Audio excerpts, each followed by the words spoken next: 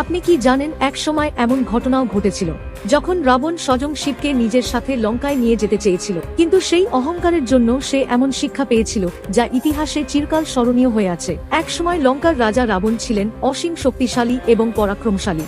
তিনি শুধু যুদ্ধেই শক্তিশালী ছিলেন না, তিনি ছিলেন মহাদেব শিবের একনিষ্ঠ ভক্ত।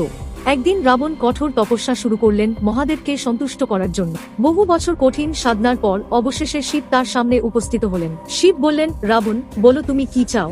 রাবণ বলল, হে মহাদেব, আমি চাই আপনি আমার সাথে লঙ্কায় চলুন, যাতে লঙ্কা পৃথিবীর সবচেয়ে শক্তিশালী রাজ্য হয়ে ওঠে। তখন শিব তাকে একটি পবিত্র শিবলিঙ্গ দিলেন এবং বললেন, এটি লঙ্কায় নিয়ে যাও, কিন্তু একবার যদি এটিকে মাটিতে রাখো তবে এটি সেখানেই স্থির হয়ে যাবে। রাবণ আনন্দের সাথে সেই শিবলিঙ্গ নিয়ে লঙ্কার পথে রওনা দিল। কিন্তু দেবতারা চিন্তিত হয়ে পড়লেন, কারণ শিব যদি লঙ্কায় স্থায়ী হয়ে যান তাহলে রাবণকে কেউ হারাতে পারবে না। তখন গণেশ এক ছোট বালকের রূপ নিয়ে রাবণের সামনে উপস্থিত হলেন। পথে ক্লান্ত হয়ে রাবণ সেই বালককে বলল, কিছুক্ষণ এই শিবলিঙ্গটি ধরে রাখো। কিন্তু কিছুক্ষণ পরেই সেই বালক লিঙ্গটি মাটিতে রেখে দিল। রাবণ ফিরে এসে যতই চেষ্টা করুক, সেই শিবলিঙ্গ আর তুলতে পারল না। সেই দিন রাবণ বুঝেছিল, অহংকার যত বড়ই হোক, দেবতার ইচ্ছার সামনে তা কখনো জয়ী হতে পারে না।